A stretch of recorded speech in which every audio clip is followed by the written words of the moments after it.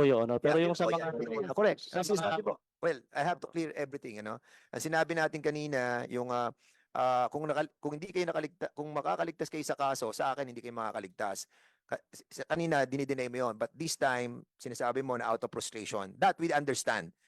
Pero yung sa mayor, vice mayor, sa kapitan, okay, sinabi mo hindi mo sinabi yon.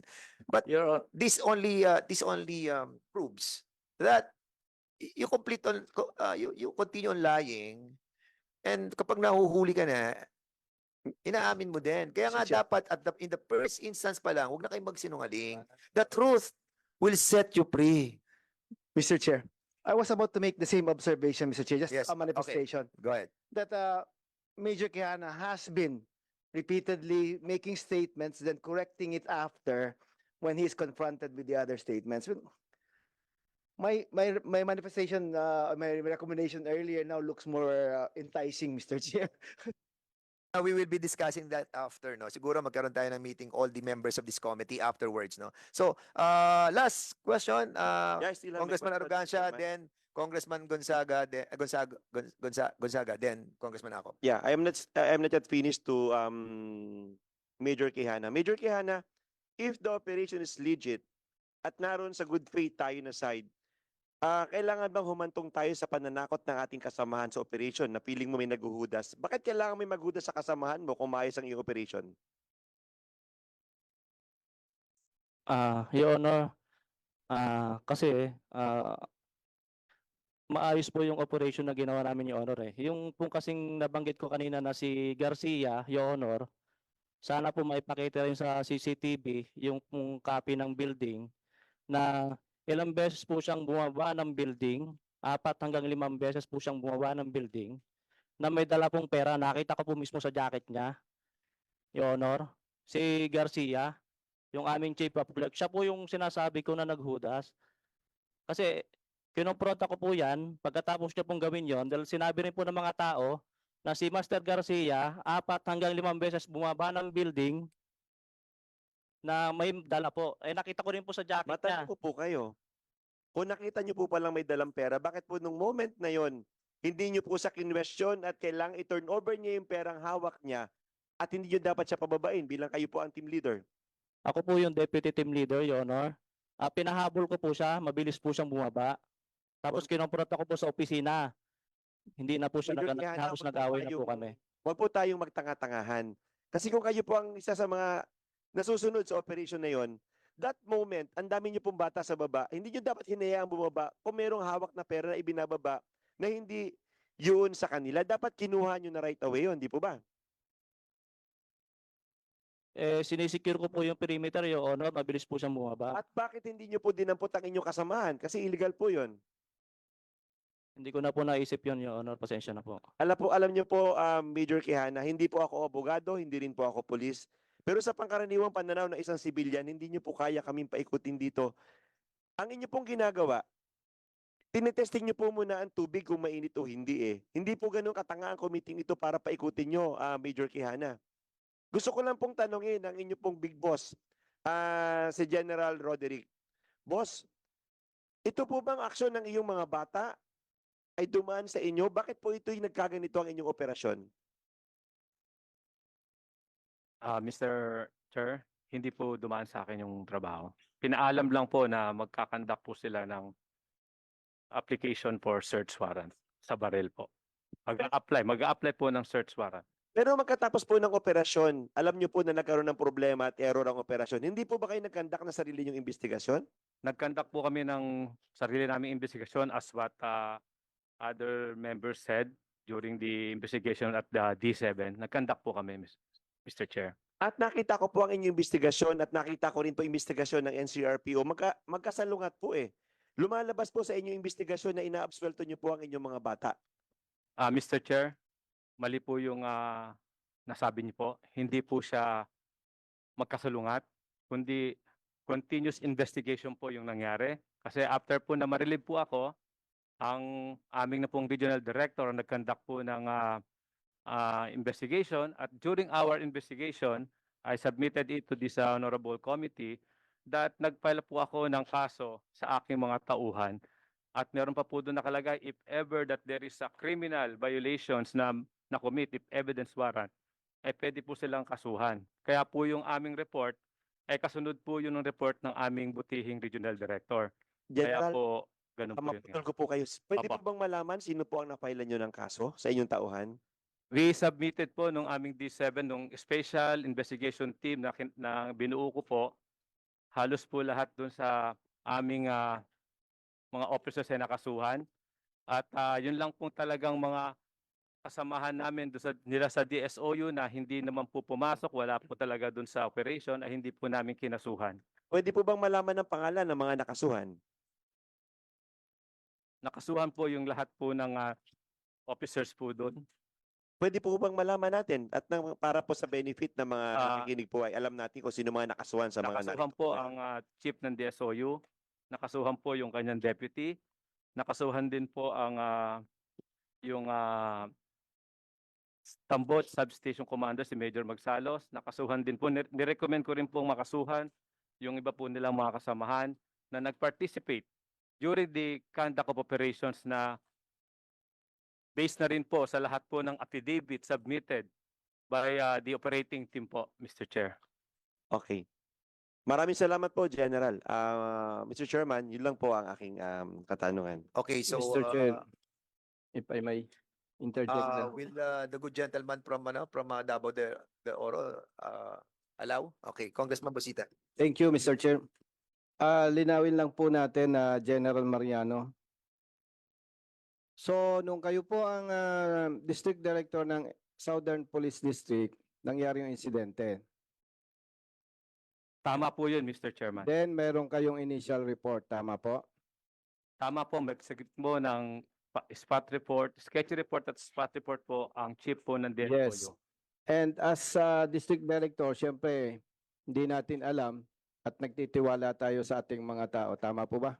Tama po, I'm just basing po doon sa kanilang report po. Then later on, nung marilib na po kayo sa pwesto, naging part kayo ng investigating body. Tama po ba? Hindi po, Mr. Chair. During my incumbency as the district director, I initiated the investigation, Mr. Chair, with my chief of the OIC then of the District Investigation Division, Mr. Chair. After nung initial report, tama po? Hindi pa po, Mr. Chair. Gumawa po kagad muna ng IR po yung ating D7 with regards sa SW because it is our presumption that the SW ay in the regularity of the performance of duty, Mr. Chair. So, ang paglilinaw dito, kayo din po ang nag-initiate para kasuhan ito mga alleged involved personnel. Tama po? Tama po, Mr. Chair. So, Mr. Chair, malinaw po pala na si General Mariano rin ang nag-initiate para kasuhan yung mga personnel nila na sinasabing involved. Yun lamang po, Mr. Chair. Okay, Congressman Gonzaga, you are Thank you, Recognized. Mr. Chair. My question will be directed to the team leader, who is the team leader on September 16, Colonel Guevara. Yes, Mr. Chair. Thank you for. You were introducing- there in the area of the incident, right? Yes, Mr. Chair. Tama naman yung sinimulan nyo, September 15, kumuha kayo ng search warrant, right? Yes, Mr. Chair, with my deputy staff as the applicant, Mr. Chair. Okay, on September 16, doon, you implemented the search warrant. Yes, Mr. Chair. Nung inimplementan yung search warrant, ikaw ba nandoon sa 18th floor, particularly room 1811? Yes, Mr. Chair. Nung pumasok kayo doon, may nakuha na kayo, di ba? May nakuha kayong pera. And Yes, sir. and your deputy alleged that tama yung ginagawa niyo. Yes, Mr. Chair. Wala ho kayong mali sa paningin ninyo. On my personal what you call opinion, Mr. Chair, Wala kayong ginawa mali. Uh, O may lapses ba? on the part of operational procedure, maybe there's a lapses, Mr. Chair. Ano? And the operational procedure, Mr. Chair, admittedly there's a May Lapses. lapses kayo. yes, Mr. Si Deputy Team Leader Quijana, Sir, sabi ni team leader ninyo, procedural lapses meron daw. Do you admit that? Opo, Your Honor. Okay. Sino ba yung kumakandak ng spot report? Sa team ninyo, sino yung humawak na nakita ninyong pera sa team ninyo? If I may, Mr. Chair, to elaborate, before the operation, Mr. Chair, I divided Sino yung humawak there are- ng there seized are four article? team, Mr. Chair, and it was led by Major Quijana, the one who, together with the seizing officer, Mr. Chair. Sino yung seizing officer?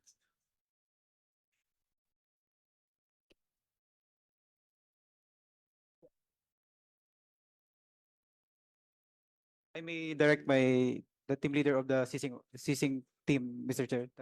Sino nga? Your Honor, si Kalupas, si Ito na lang tanong ko. Quijana, nung nandun kayo sa 1811, magkanong pera ang nakuha o na-seize ninyo? 4.1 4.1, 4.6 million, 4.6 million. Your Honor. Do you stand on that statement? Yes, Your Honor. 4.6 po muna yung unang inventaryo namin doon. Okay, sa inventaryo niyo sa loob, 4.6. And you will stand to your feet na 4.6 lang talaga ang nakuha ninyong pera doon sa loob ng 1811. Your Honor, meron pa po na nakuha bukod po doon sa 4.6 million na inventaryo po sa opisina. Yun po yung 20 No. million. Yung nakuha niyong pera, 4.6 million, right? Right? Yes, Your Honor. Okay. Dahil sa sinabi mong 4.6, punta tayo doon sa seizing officer ninyo. 'Di ba after the arrest, after seizing the articles, subjects in the area, may spot report kayo. Saan at sino ang gumawa ng spot report? Yung investigador po namin, si Master Sergeant Dilayon. Bilayo?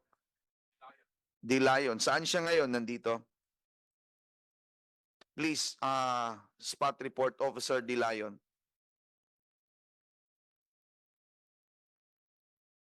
Delayon, go ahead. You can answer back, please.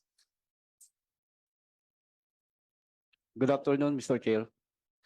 Ikaw yung spot report officer, 'di ba? Mr. Sir Dilayon. Yes, Your Honor. Kasama ka ba nung operation na 'yan? Yes, Your Honor. Nung sabi ni Quijana, ngayon lang na 4.6 million yung nakuha yung pera doon sa 1811, di ba gumawa ka ng spot report na 4.6 million lang ang natanggap at nakuha mo? Yes, kasi yun lang po talaga yung orderly search at iniharap sa akin na ebidensya.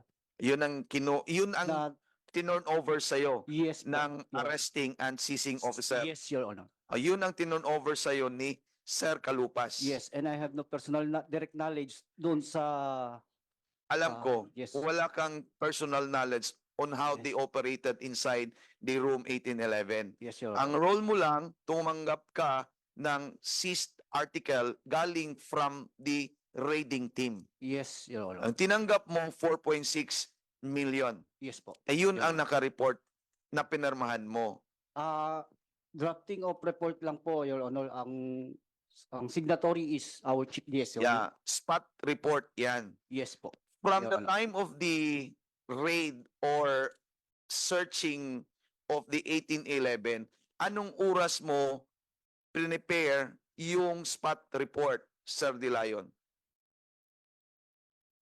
Pagdating po namin ng opisina, Your Honor, sa around 8 a.m. po ng September 16. Okay. Yes po. Yun po ang role mo. Dinraft mo at Yes. binigay mo kanino? Kay Chief Sir Lieutenant Colonel Guevara po, our Chief DSO. Sir Guevara, Chief napermahan mo ba yung spot report? That right there, and then after the drafting of the spot report, I consulted Napermahan mo ba? hindi pa po agad na permahan, Mr. Chair. Napermahan mo ba? Yes, Mr. Chair. Anong oras mo pinirmahan? Around 10 a.m., Mr. Chair. Okay. Nung lumabas na yung mga babae na Chinese, nagreklamo na, ang sabi nila, 100 million pesos ang nakalagay doon sa vault na yan. at saka lumabas na sa article, newspaper article, lumabas na yung merong nawawalang pera. From the spot report na 4.6 million, lumabas yung 27 million. From the investigation, ang tawag naman ito ngayon, first progress report. Kung hindi dumaan sa newspaper at saka hindi lumabas yung first progress report, magiging 4.6 million yan. Dahil sa first progress report, nagbago yung spot report ninyo from 4.6 million naging 27 million. Ngayon, Sir Quijana, ano ba ang totoo? 4.6 million lang talaga nakuha ninyo o sobra sa 4.6 million? Sobra po sa 4.6 million, Your Honor. Okay. Dahil sobra sa 4.6 million, bakit hindi niyo sinali yung sobra doon sa spot report? Bakit ang tinon over ninyo doon kidilayon 4.6 million lang? Anong ginawa ninyo sa sobra ng 4.6 million? Your Honor, dinala po sa opisina kasi nag-iimbestiga pa po kami noon sa human trafficking. Doon, tapos, Kinala nyo sa opisina. Bakit hindi nyo sinali sa spot report? Yun ang tanong ko. Please answer, Sir Quijana. Bakit hindi nyo sinali yung buong 27 million doon sa spot report? Bakit biniyak nyo siya? Bakit 4.6 million lang ang inuna ninyo na magiging report ni Sir Dilayon? Your Honor, I was only the deputy team leader. Siguro, sir, yung team leader ko, sir, ang tanungin natin. Okay, Sir Guevara, bakit nangyari iyon? Good afternoon once again, Mr. Chair. When I was informed that there was recovered money, Mr. Chair, and the operation was already done, we decided based on the I seek the advice of the investigator if it can be possibly be part of the possible case of Okay. 1908, Mr. Chair. Admitted, it is your admission na hindi lang 4.6 million, 27 million yan. Yes, Mr. Chair. Okay. Saan nyo nilagay yung 4.6 million? Ibang bag. Yung sobra, saan nyo nilagay? It was in the I cannot recall, Mr. but there's the team that is under the we're in the seizing officer. They are the one who knows where the Okay. Seizing officer, punta tayo doon kay Demokrito. Sir Demokrito, Yes, sir. ikaw daw humawak sa sobra ng 4.6 million. Opo. Saan mo dinala?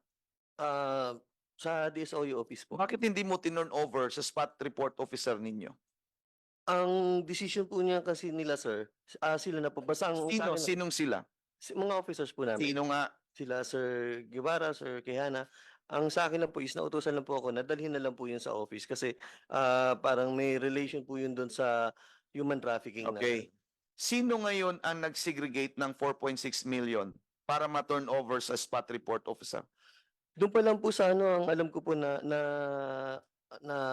kuha na po yun, na inventory na po yung 4.6 million ng mga seizing officer po. Okay. So doon sa inventory, doon yan na-segregate. Apo. Kaya pinatay yung body worn camera. Hindi ko na po alam. Hindi mo alam. Apo. So ang dinala mo, yung sobra ng 4.6 million. Apo. So magkano talaga ang dala mo? Nung binila na po namin, nasa 54 bundles po kasi yun. So, inassume po namin nasa 500,000 per bundle po. So, pumapatak po siya ng 27 million po. 27 million, Apo. including the 4.6 million na tinurn over nyo sa spot Hindi po, report. separate po yan. Separate. Apo. So this must be more than 27 million. So Ah, pwedeng maging totoo yung sabi ng Philippine Star o Filipino Star na sinabi ng mga Chinese na this is worth 100 million search incident. hindi ko po masasagot yan, Your Honor. Kasi Kasi- yun na po yung inventory ko. Ang dala mong pera 27 million. Apo. Tapos meron pang 4.6 million. That's more than 27 million. Yes, Your Honor. Hindi Congressman naman po namin Agusaga, dinideny yun, no, Your Honor. Maputo lang kita for a while. Sa nakuha namin mga report, actually siguro mga 64, no? 64 million dun sa nag-withdraw yung Chinese, no? But I think nag-withdraw sila around July. So nangyari yung operation September. So maybe nabawasan yun somehow along that line, no? But basically